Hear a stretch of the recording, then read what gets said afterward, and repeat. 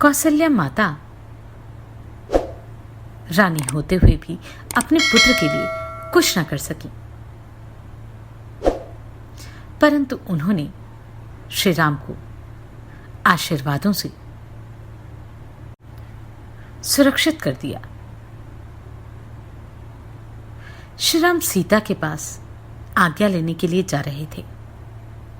सीता यह नहीं जानती थी कि राम वन को जा रहे हैं।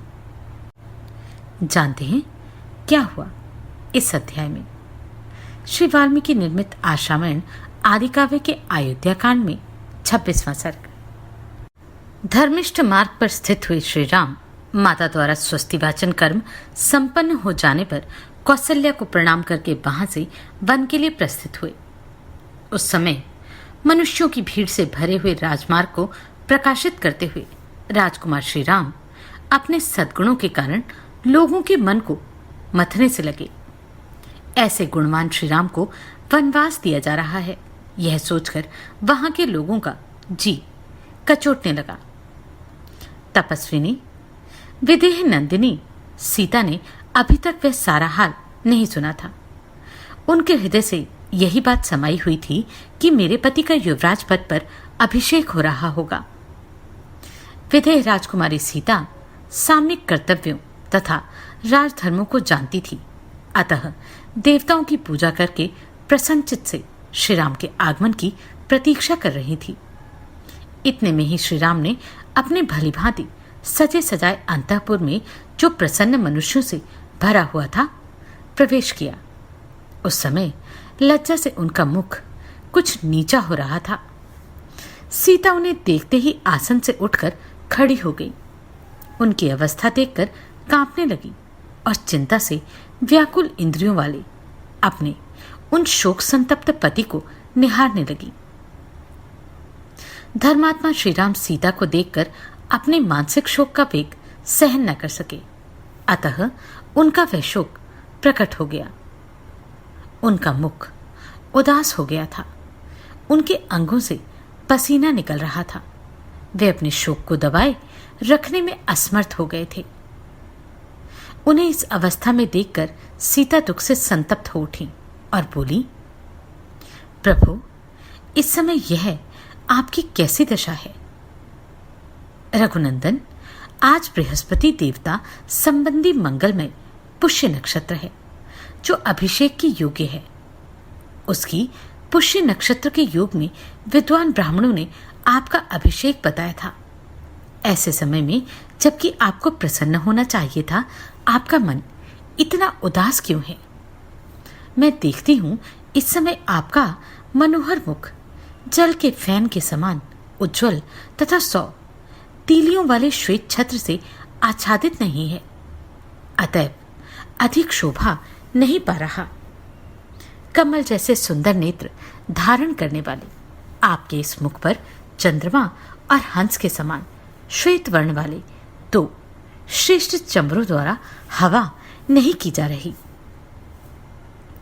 नरश्रेष्ठ, प्रवचन कुशल बंदी सूत और मागधजन आज अत्यंत प्रसन्न हो अपने मांगलिक वचनों द्वारा आपकी स्तुति करते नहीं दिखाई देते। वेदों के पारंगत विद्वान ब्राह्मणों ने आज मूर्धा अभिषिक्त हुए आपके मस्तक पर तीर्थोदक मिश्रित मधु और दधि का विधिपूर्वक अभिषेक नहीं किया। मंत्री, सेनापति आदि सारी प्रकृतियां वस्त्र आभूषणों से विभूषित मुख्य मुख्य सेठ, साहूकार तथा नगर और जनपद के लोग आज आपके पीछे पीछे चलने की इच्छा नहीं कर रहे। इसका क्या कारण है? सुनहरे साजबाज से सजे हुए 4 वेगशाली घोड़ों से जुता हुआ श्रेष्ठ पुष्परथ आज आपके आगे आगे क्यों नहीं चल रहा? वीर, आपकी यात्रा के समय समस्त शुभ लक्षणों से प्रशंसित तथा काले मेघ वाले पर्वत के समान विशालकाय तेजस्वी गजराज आज आपके आगे क्यों नहीं दिखाई देते?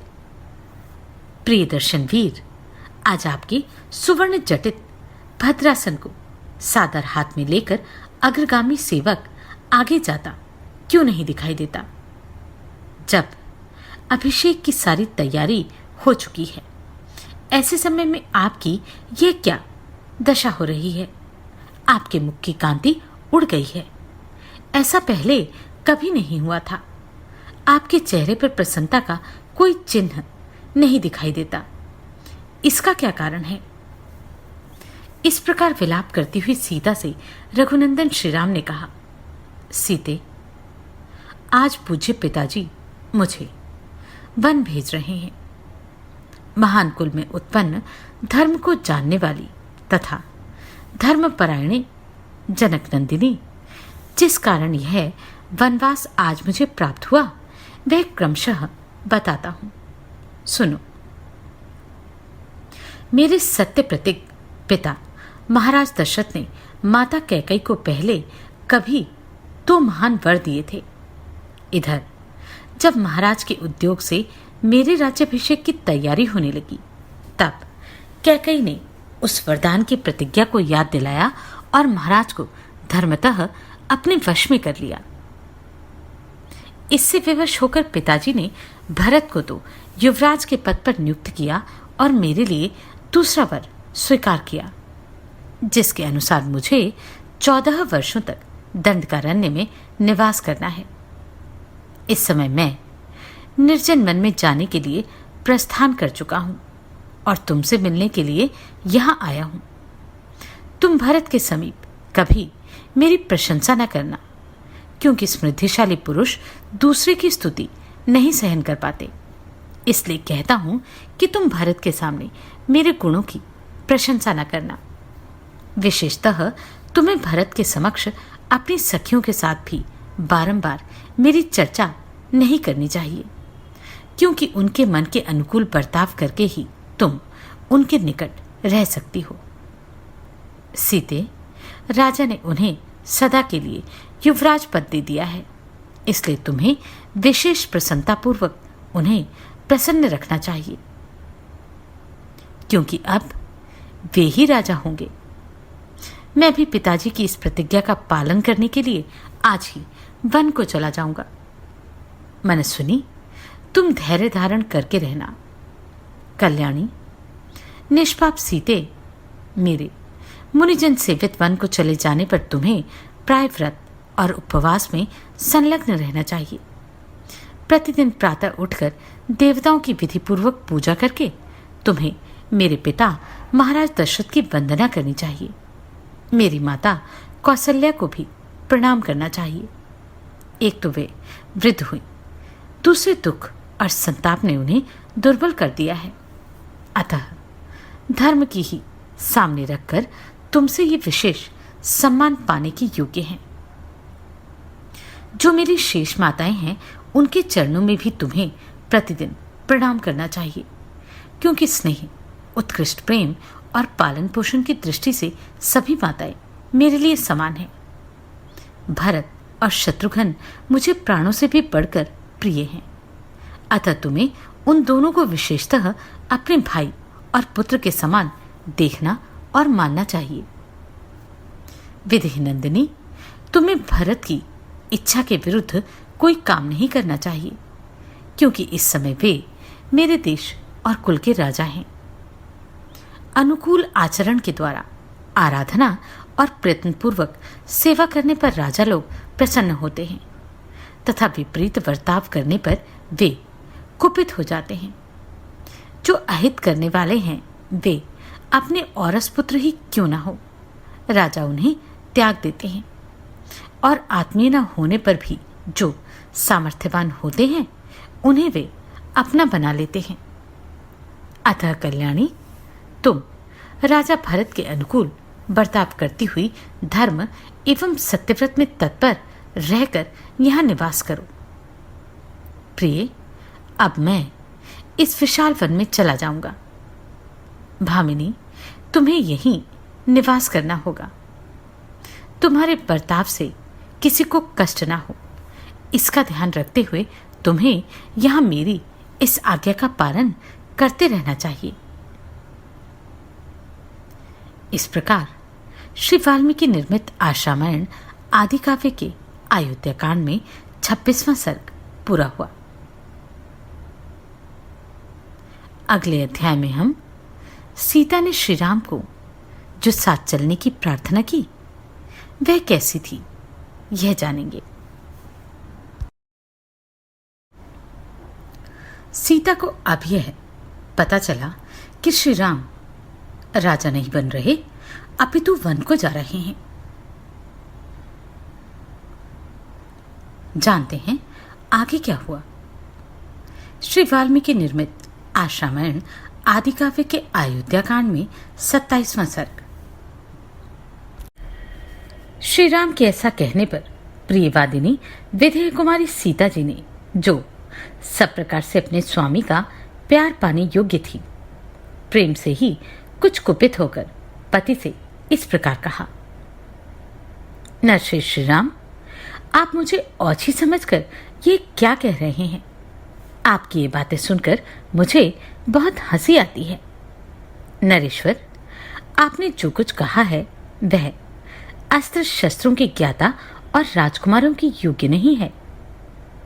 यह अपयश का टीका लगाने वाले होने के कारण सुनने योग्य भी नहीं है। आर्यपुत्र, पिता, माता, भाई, पुत्र और पुत्रवधू, ये सब पुण्यादि कर्मों का फल भोगते हुए अपने अपने भाग्य अर्थात शुभाशुभ कर्म के अनुसार जीवन निर्वाह करते हैं।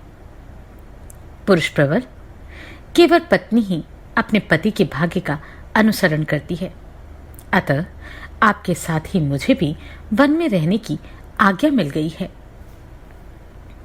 नारियों के लिए इस लोक और परलोक में एकमात्र पति ही सदा आश्रय देने वाला है।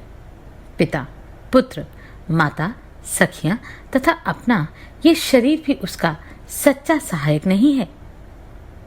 रघुनंदन, यदि आप आज ही दुर्गम वन की ओर प्रस्थान कर रहे हैं तो मैं रास्ते के कुश और कांटों को कुचलती हुई आपके आगे आगे चलूंगी। अतः वीर, आप ईर्ष्या और रोष को दूर करके पीने से बचे हुए जल की भांति मुझे निशंक होकर साथ ले चलिए। मुझ में ऐसा कोई पाप अपराध नहीं है जिसके कारण आप मुझे यहां त्याग दें। ऊंचे ऊंचे महलों में रहना, विमानों पर चढ़कर घूमना अथवा अणिमादि सिद्धियों के द्वारा आकाश में विचरना, इन सब की अपेक्षा स्त्री के लिए सभी अवस्थाओं में पति के चरणों की छाया में रहना विशेष महत्व रखता है। मुझे किसके साथ कैसा बर्ताव करना चाहिए, इस विषय में मेरी माता और पिता ने मुझे अनेक प्रकार से शिक्षा दी है। इस समय इसके विषय में मुझे कोई उपदेश देने की आवश्यकता नहीं है। अतः नाना प्रकार के वन्य पशुओं से, व्याघ्र तथा सिंहों और व्याघ्रों से सेवित उस निर्जन एवं दुर्गम वन में मैं अवश्य चलूंगी। मैं तो जैसे अपने पिता के घर में रहती थी उसी प्रकार उस वन में भी सुखपूर्वक निवास करूंगी। वहां तीनों लोगों के ऐश्वर्य को भी कुछ न समझती हुई मैं सदा पतिव्रत धर्म का चिंतन करती हुई आपकी सेवा में लगी रहूंगी। वीर, नियम पूर्वक रहकर ब्रह्मचर्य व्रत का पालन करूंगी और सदा आपकी सेवा में तत्पर रहकर आप ही के साथ मीठी मीठी सुगंध से भरे हुए वनों में विचरूंगी। दूसरों को मान देने वाले श्री राम, आप तो वन में रहकर दूसरे लोगों की भी रक्षा कर सकते हैं। फिर मेरी रक्षा करना आपके लिए कौन सी बड़ी बात है? महाभाग, अतः मैं आपके साथ आज अवश्य वन में चलूंगी, इसमें संशय नहीं है।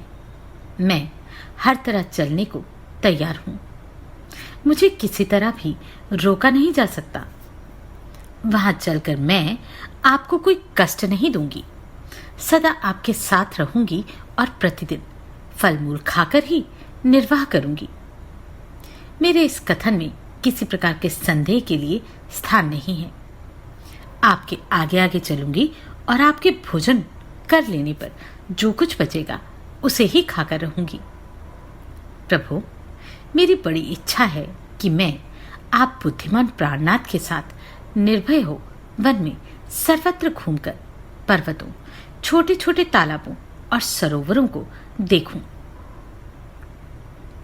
आप मेरे वीर स्वामी हैं।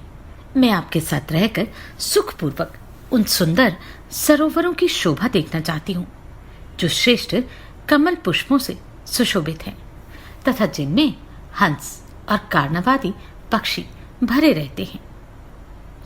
विशाल नेत्रों वाले आर्यपुत्र, आपके चरणों में अनुरक्त रहकर मैं प्रतिदिन उन सरोवरों में स्नान करूंगी और आपके साथ वहां सब ओर विचरूंगी। इससे मुझे परम आनंद का अनुभव होगा। इस तरह सैकड़ों या हजारों वर्षों तक भी यदि आपके साथ रहने का सौभाग्य मिले तो मुझे कभी कष्ट का अनुभव नहीं होगा। यदि आप साथ ना हो तो मुझे स्वर्गलोक की प्राप्ति भी अभिष्ट नहीं है।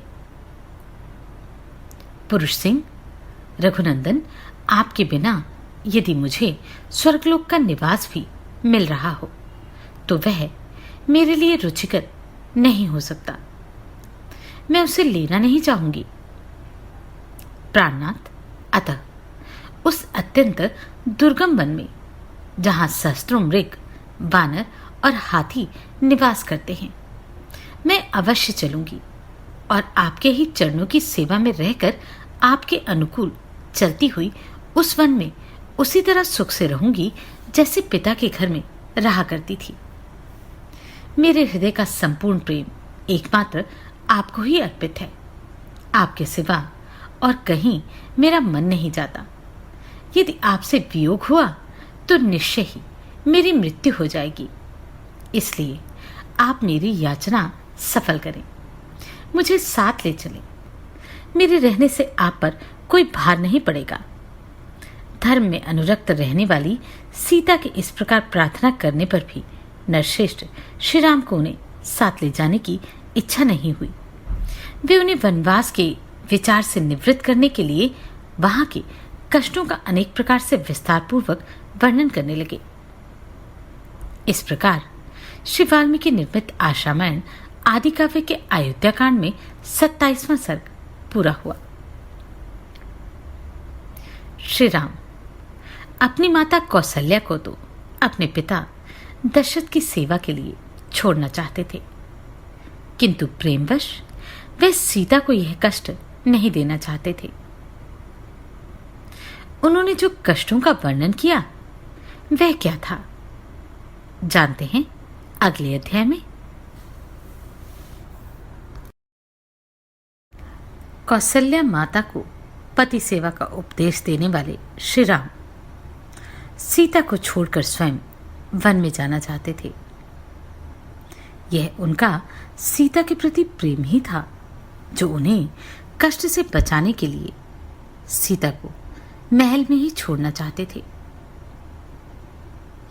जानते हैं आगे क्या हुआ।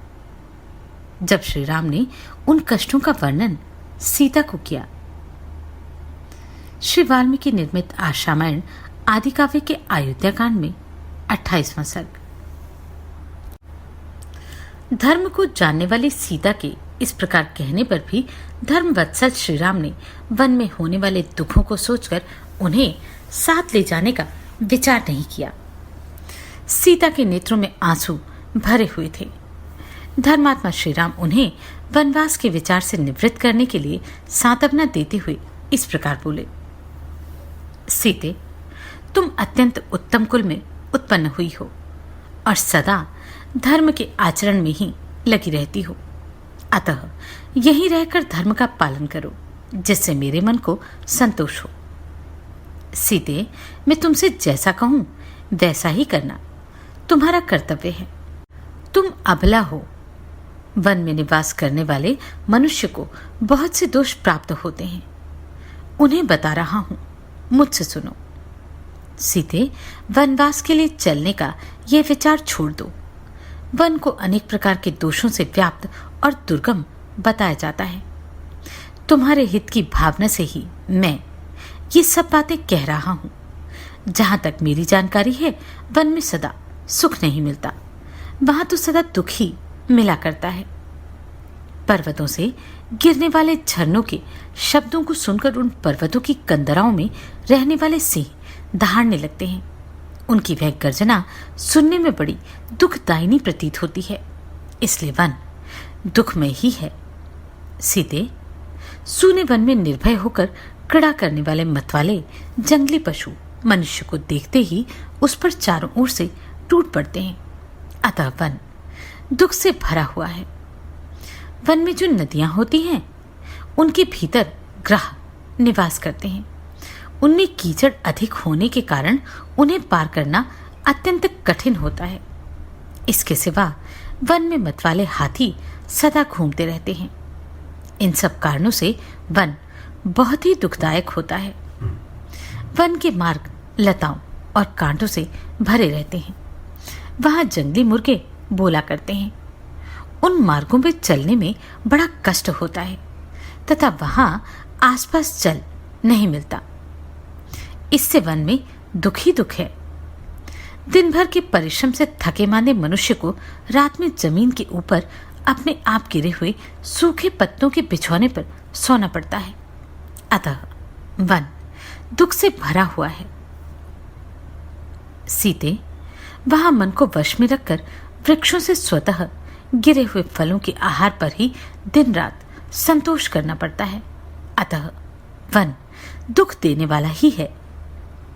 मिथिलेश कुमारी, अपनी शक्ति के अनुसार उपवास करना, सिर पर जटा का भार ढोना और वल्कल वस्त्र धारण करना, यही वहां की जीवन शैली है। देवताओं का, पितरों का तथा आए हुए अतिथियों का प्रतिदिन शास्त्रोक्त विधि के अनुसार पूजन करना, यह वनवासी का प्रधान कर्तव्य है। वनवासी को प्रतिदिन नियम पूर्वक 3 समय स्नान करना होता है, इसलिए वन बहुत ही कष्ट देने वाला है। सीते, वहां स्वयं चुनकर लाए हुए फूलों द्वारा वेदोक्त विधि से वेदी पर देवताओं की पूजा करनी पड़ती है, इसलिए वन को कष्टप्रद कहा गया है। मिथिलेश कुमारी जानकी, वनवासियों को जब जैसा आहार मिल जाए उसी पर संतुष्ट करना पड़ता है। अतः वन दुख रूप ही है। वन में प्रचंड आंधी, घोर अंधकार, प्रतिदिन भूख का कष्ट तथा और भी बड़े बड़े भय प्राप्त होते हैं। अतः वन अत्यंत कष्टप्रद है। भामिनी, वहां बहुत से पहाड़ी सर्प जो अनेक प्रकार के रूप वाले होते हैं, दर्पवश बीच रास्ते में विचरते रहते हैं। अतः वन अत्यंत कष्टदायक है। जो नदियों में निवास करते और नदियों के समान ही कुटिल गति से चलते हैं, ऐसे बहुसंख्यक सर्प वन में रास्ते को घेर कर पड़े रहते हैं, इसलिए वन बहुत ही कष्टदायक है। अबले, पतंगे, बिच्छू, कीड़े, डांस और मच्छर वहां सदा कष्ट पहुंचाते रहते हैं। अतः सारा वन दुख रूप ही है। भामिनी, वन में कांटेदार वृक्ष, कुश और कास होते हैं, जिनकी शाखाओं के अग्रभाग सब ओर फैले हुए होते हैं, इसलिए वन विशेष कष्टदायक होता है। वन में निवास करने वाले मनुष्य को बहुत से शारीरिक कलेशों और नाना प्रकार के भयों का सामना करना पड़ता है। अतः वन सदा दुख रूप ही होता है।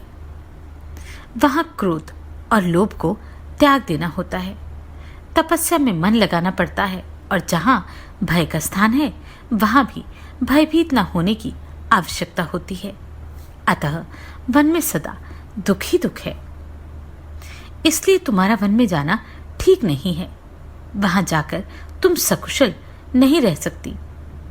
मैं बहुत सोच विचार कर देखता और समझता हूं कि वन में रहना अनेक दोषों का उत्पादक बहुत ही कष्टदायक है। जब महात्मा श्री राम ने उस समय सीता को वन में ले जाने का विचार नहीं किया, तब सीता ने भी उनकी इस बात को नहीं माना। वे अत्यंत दुखी होकर श्री राम से इस प्रकार बोली।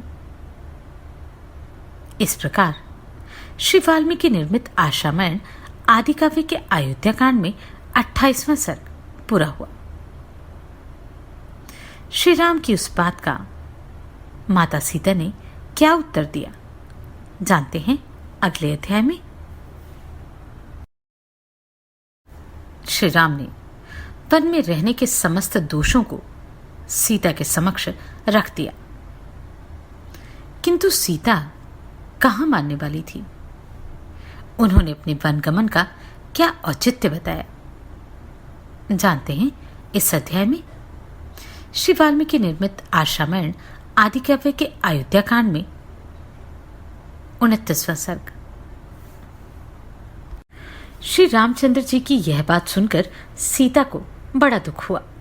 उनके मुख पर आंसुओं की धारा बह चली और वे धीरे धीरे इस प्रकार कहने लगी, प्राणनाथ, आपने वन में रहने के जो जो दोष बताए हैं वे सब आपका स्नेह पाकर मेरे लिए गुणरूप हो जाएंगे। इस बात को आप अच्छी तरह समझ लें। रघुनंदन, मृग, सिंह, हाथी, शेर, शरभ, चमरी गाय, नील गाय तथा जो अन्य जंगली जीव हैं वे सब के सब आपका रूप देखकर भाग जाएंगे, क्योंकि ऐसा प्रभावशाली स्वरूप उन्होंने पहले कभी नहीं देखा होगा। आपसे तो सभी डरते हैं, फिर ये पशु क्यों नहीं डरेंगे।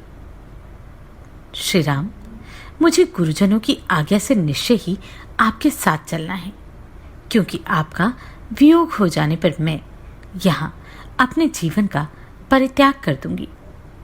रघुनाथ जी, आपके समीप रहने पर देवताओं के राजा इंद्र भी बलपूर्वक मेरा तिरस्कार नहीं कर सकते।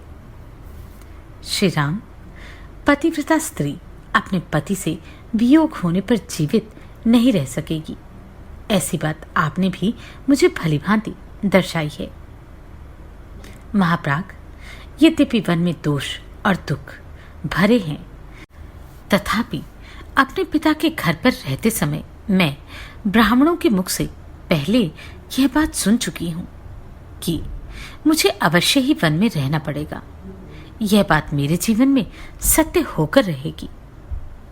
महाबली वीर, हस्तरेखा देखकर भविष्य की बातें जान लेने वाले ब्राह्मणों के मुख से अपने घर पर ऐसी बातें सुनकर मैं सदा ही वनवास के लिए उत्साहित रहती हूँ। प्रियतम, ब्राह्मण से ज्ञात हुआ वन में रहने का आदेश एक न एक दिन मुझे पूरा करना ही पड़ेगा। यह किसी तरह पलट नहीं सकता। अतः मैं अपने स्वामी आपके साथ वन में अवश्य चलूंगी। ऐसा होने से मैं उस भाग्य के विधान को भोग लूंगी। उसके लिए यह समय आ गया है, अतः आपके साथ मुझे चलना ही है। इससे उस ब्राह्मण की बात भी सच्ची हो जाएगी। वीर, मैं जानती हूं कि वनवास में अवश्य ही बहुत से दुख प्राप्त होते हैं, परंतु वे उन्हीं को दुख जान पड़ते हैं जिनकी इंद्रियां और मन अपने वश में नहीं है। पिता के घर पर कुमारी अवस्था में एक शांति परायणा भिक्षुकी के मुख से मैंने अपने वनवास की बात सुनी थी। उसने मेरी माता के सामने ही ऐसी बात कही थी। प्रभु, यहाँ आने पर भी मैंने पहले ही कई बार आपसे कुछ काल तक वन में रहने की प्रार्थना की थी और आपको मना भी लिया था। इससे आप निश्चित रूप से जान लें कि आपके साथ वन को चलना मुझे पहले से ही अभिष्ट था। रघुनंदन, आपका भला हो। मैं वहां चलने के लिए पहले से ही आपकी अनुमति प्राप्त कर चुकी हूं। अपने शूरवीर वनवासी पति की सेवा करना मेरे लिए अधिक रुचिकर है। शुद्धात्मन, आप मेरे स्वामी हैं। आपके पीछे प्रेम भाव से वन में जाने पर मेरे पाप दूर हो जाएंगे, क्योंकि स्वामी ही स्त्री के लिए सबसे बड़ा देवता है। आपके अनुगमन से परलोक में भी मेरा कल्याण होगा और सदा आपके साथ मेरा संयोग बना रहेगा। इस विषय में यशस्वी ब्राह्मणों के मुख से एक पवित्र श्रुति सुनी जाती है, जो इस प्रकार है। महाबली वीर, इस लोक में पिता आदि के द्वारा जो कन्या जिस पुरुष को अपने धर्म के अनुसार जल से संकल्प करके दे दी जाती है, वह मरने के बाद परलोक में भी उसी की स्त्री होती है। मैं आपकी धर्मपत्नी हूं, उत्तम व्रत का पालन करने वाली और पतिव्रता हूं। फिर क्या कारण है कि आप मुझे यहां से अपने साथ ले चलना नहीं चाहते? कुकुत्स कुलभूषण, मैं आपकी भक्त हूं, पातिव्रत्य का पालन करती हूं, आपके बिछोह के भय से दीन हो रही हूं तथा आपके सुख दुख में समान रूप से हाथ बंटाने वाली हूं। मुझे सुख मिले या दुख, मैं दोनों अवस्थाओं में सम रहूंगी। हर्ष या शोक की वशीभूत नहीं होंगी। अतः आप अवश्य ही मुझे साथ ले चलने की कृपा करें। यदि आप इस प्रकार दुख में पड़ी हुई मुझ सेविका को अपने साथ वन में ले जाना नहीं चाहते हैं तो मैं मृत्यु के लिए विष खा लूंगी, आग में कूद पड़ूंगी अथवा जल में डूब जाऊंगी। इस तरह अनेक प्रकार से सीता जी वन में जाने के लिए याचना कर रही थी, तथापि महाबाहु श्री राम ने उन्हें अपने साथ निर्जन वन में ले जाने की अनुमति नहीं दी। इस प्रकार उनके अस्वीकार कर देने पर मिथिलेश कुमारी सीता को बड़ी चिंता हुई और वे अपने नेत्रों से गरम गरम आंसू बहाकर धरती को भिगोने से लगी। उस समय विदेह नंदिनी जानकी को चिंतित और कुपित देख मन को वश में रखने वाले श्री रामचंद्र जी ने उन्हें वनवास के विचार से निवृत्त करने के लिए भांति भांति की बातें कहकर समझाया। इस प्रकार श्री वाल्मीकि निर्मित आर्षरामायण आदि काव्य के अयोध्या कांड में 29वां सर्ग पूरा हुआ। श्री राम को मनाना आसान नहीं था। सीता हर प्रयास कर रही थी। जानते हैं क्या होता है अगले अध्याय में। सीता श्री राम से वन में चलने के लिए आग्रह कर रही थी और श्री राम वन में होने वाले कष्टों को बताकर उन्हें अयोध्या में ही रुकने का आग्रह कर रहे थे। जानते हैं आगे क्या हुआ इस अध्याय में। श्री वाल्मीकि निर्मित आर्षरामायण आदि काव्य के अयोध्या कांड में 30वां सर्ग। श्री राम के समझाने पर मिथिलेश कुमारी जानकी वनवास की आज्ञा प्राप्त करने के लिए अपने पति से पुनः इस प्रकार बोली। सीता अत्यंत डरी हुई थी। वे प्रेम और स्वाभिमान के कारण विशाल वक्षस्थल वाले श्री रामचंद्र जी पर आक्षेप सा करती हुई कहने लगी, श्री राम, क्या मेरे पिता मिथिला नरेश विदेहराज जनक ने आपको जामाता के रूप में पाकर कभी यह भी समझा था कि आप केवल शरीर से ही पुरुष हैं, कार्यकलाप से तो स्त्री ही हैं? नाथ, आपके मुझे छोड़कर चले जाने पर संसार के लोग अज्ञानवश यही कहने लगेंगे कि सूर्य के समान तपने वाले श्री रामचंद्र जी में तेज और पराक्रम का अभाव है। तो उनकी यह असत्य धारणा मेरे लिए कितने दुख की बात होगी। आप क्या सोचकर विषाद में पड़े हुए हैं, अथवा किससे आपको भय है जिसके कारण आप अपनी पत्नी मुझ सीता का, जो एकमात्र आपके ही आश्रित है, परित्याग करना चाहते हैं? जैसे सावित्री तुमुत्सेन वीरवर सत्यवान की ही अनुगामिनी थी, उसी प्रकार आप मुझे भी अपनी ही आज्ञा के अधीन समझिए। निष्पाप रघुनंदन, जैसी दूसरी कोई कुल कलंकिनी स्त्री परपुरुष पर दृष्टि रखती है, वैसी मैं नहीं हूं। मैं तो आपके सिवा किसी दूसरे पुरुष को मन से भी देख नहीं सकती, इसलिए आपके साथ ही चलूंगी। आपके बिना अकेली यहां नहीं रहूंगी। श्री राम, जिसका कुमार अवस्था में ही आपके साथ विवाह हुआ है और जो चिरकाल तक आपके साथ रह चुकी है, उसी मुझ अपनी सती साध्वी पत्नी को आप औरत की कमाई खाने वाले नट की भांति दूसरे के हाथों में सौंपना चाहते हैं? निष्पाप रघुनंदन, आप मुझे जिसके अनुकूल चलने की शिक्षा दे रहे हैं, और जिसके लिए आपका राज्याभिषेक रोक दिया गया है, उस भरत के सदा ही वशवर्ती और आज्ञापालक बनकर आप ही रहिए, मैं नहीं रहूंगी। इसलिए आपका मुझे अपने साथ लिए बिना वन की ओर प्रस्थान करना उचित नहीं है। यदि तपस्या करनी हो, वन में रहना हो अथवा स्वर्ग में जाना हो, तो सभी जगह मैं आपके साथ रहना चाहती हूं। जैसे बाग में घूमने और पलंग पर सोने में कोई कष्ट नहीं होता, उसी प्रकार आपके पीछे पीछे वन के मार्ग पर चलने में भी मुझे कोई परिश्रम नहीं जान पड़ता। रास्ते में जो कुश, कांस, सरकंडे, सींग और कांटेदार वृक्ष मिलेंगे, उनका स्पर्श मुझे आपके साथ रहने से उरुई और मृगचर्म के समान सुखद प्रतीत होगा। प्राणवल्लभ, प्रचंड आंधी से उड़कर मेरे शरीर पर जो धूल पड़ेगी, उसे मैं उत्तम चंदन के समान समझूंगी। जब वन के भीतर रहूंगी, तब आपके साथ घासों पर भी सो लूंगी। रंग बिरंगे कालीनों और मुलायम बिछौनों से युक्त पलंगों पर क्या उससे अधिक सुख हो सकता है? आप अपने हाथ से लाकर थोड़ा सा, बहुत फल, मूल या पत्ता जो कुछ दे देंगे, वही मेरे लिए अमृत रस के समान होगा। ऋतु के अनुकूल जो भी फल फूल प्राप्त होंगे, उन्हें खाकर रहूंगी और माता पिता अथवा महल को कभी याद नहीं करूंगी। वहां रहते समय मेरा कोई भी प्रतिकूल व्यवहार आप नहीं देख सकेंगे। मेरे लिए आपको कोई कष्ट नहीं उठाना पड़ेगा। मेरा निर्वाह आपके लिए दूभर नहीं होगा। आपके साथ जहां भी रहना पड़े, वही मेरे लिए स्वर्ग है, और आपके बिना जो कोई भी स्थान हो, वह मेरे लिए नर्क के समान है। श्री राम, मेरे इस निश्चय को जानकर आप मेरे साथ अत्यंत प्रसन्नतापूर्वक वन को चले।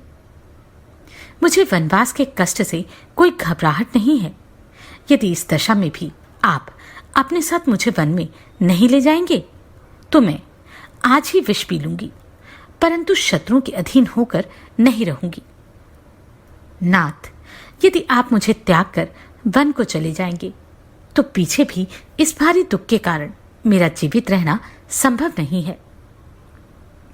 ऐसी दशा में इसी समय आपके जाते ही अपना प्राण त्याग देना अच्छा समझती हूं। आपके विरह का यह शोक मैं 2 घड़ी भी नहीं सह सकूंगी। फिर मुझ दुखिया से यह 14 वर्षों तक कैसे सहा जाएगा? इस प्रकार बहुत देर तक करुणाजनक विलाप करके शोक से संतप्त हुई सीता शिथिल हो अपने पति को जोर से पकड़कर उनका गाढ़ आलिंगन करके फूट फूट कर रोने लगी, जैसे कोई हथनी विष में बुझे हुए बहुत संख्यक बाणों द्वारा घायल कर दी गई हो। उसी प्रकार सीता श्री रामचंद्र जी के पूर्वोक्त अनेक अनेक वचनों द्वारा मर्माहत हो उठी थी। अतः जैसे अरणी आग प्रकट करती है, उसी प्रकार वे बहुत देर से रोके हुए आंसुओं को बरसाने लगी। उनके दोनों नेत्रों से स्फटिक के समान निर्मल संतापजनित अश्रुजल झर रहा था, मानो 2 कमलों से जल की धारा गिर रही हो। बड़े बड़े नेत्रों से सुशोभित और पूर्णिमा के निर्मल चंद्रमा के समान कांतिमान उनका वह मनोहर मुख संतापजनित ताप के कारण पानी से बाहर निकले हुए कमल के समान सूख सा गया था। सीता जी दुख के मारे अचेत सी हो गई थी। श्री रामचंद्र जी ने उन्हें दोनों हाथों से संभालकर हृदय से लगा लिया और उस समय उन्हें सांत्वना देते हुए इस प्रकार कहा, देवी, तुम्हें दुख देकर मुझे स्वर्ग का सुख मिलता हो तो मैं उसे लेना नहीं चाहूंगा। स्वयंभू ब्रह्मा जी की भांति मुझे किसी से किंचित भी भय नहीं है।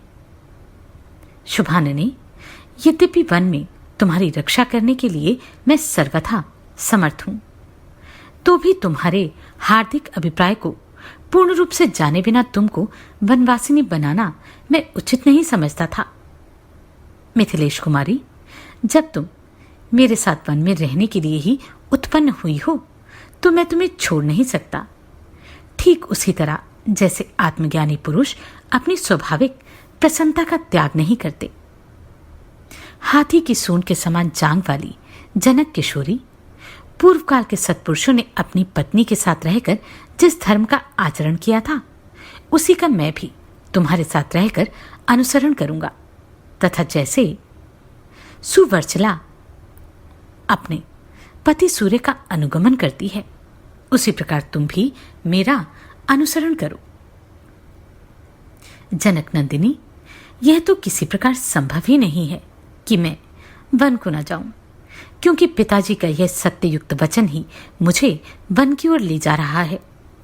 सुश्रोणी, पिता और माता की आज्ञा के अधीन रहना पुत्र का धर्म है, इसलिए मैं उनकी आज्ञा का उल्लंघन करके जीवित नहीं रह सकता। जो अपनी सेवा के अधीन है, उन प्रत्यक्ष देवता माता, पिता एवं गुरु का उल्लंघन करके जो सेवा के अधीन नहीं है, उस अप्रत्यक्ष देवता देव की विभिन्न प्रकार से किस प्रकार आराधना की जा सकती है।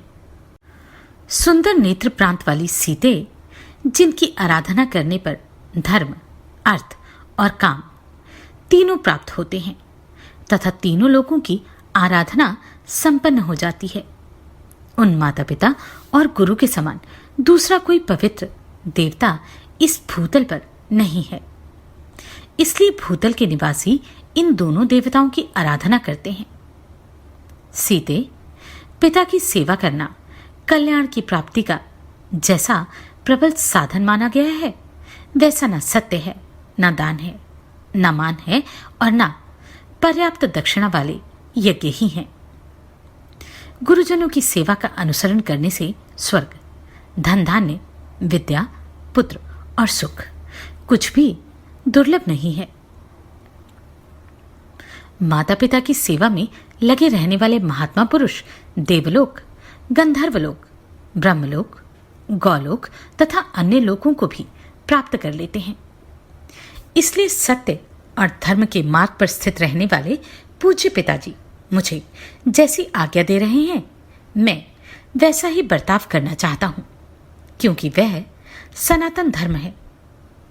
सीते, मैं आपके साथ वन में निवास करूंगी, ऐसा कहकर तुमने मेरे साथ चलने का दृढ़ निश्चय कर लिया है। इसलिए तुम्हें दंडकारण्य ले चलने के संबंध में जो मेरा पहला विचार था, वह अब बदल गया है। मदभरे नेत्रों वाली सुंदरी, अब मैं तुम्हें वन में चलने के लिए आज्ञा देता हूं। भीरू, तुम मेरी अनुगामिनी बनो और मेरे साथ रहकर धर्म का आचरण करो। प्राण वल्लभे, सीते, तुमने मेरे साथ चलने का जो यह परम सुंदर निश्चय किया है, यह तुम्हारे और मेरे कुल के सर्वथा योग्य ही है। सुश्रोणी, अब तुम वनवास के योग्य दानादि कर्म प्रारंभ करो। सीते, इस समय तुम्हारे इस प्रकार दृढ़ निश्चय कर लेने पर तुम्हारे बिना स्वर्ग भी मुझे अच्छा नहीं लगता। ब्राह्मणों को रत्न स्वरूप उत्तम वस्तुएं दान करो और भोजन मांगने वाले भिक्षुकों को भोजन दो। शीघ्रता करो, विलंब नहीं होना चाहिए।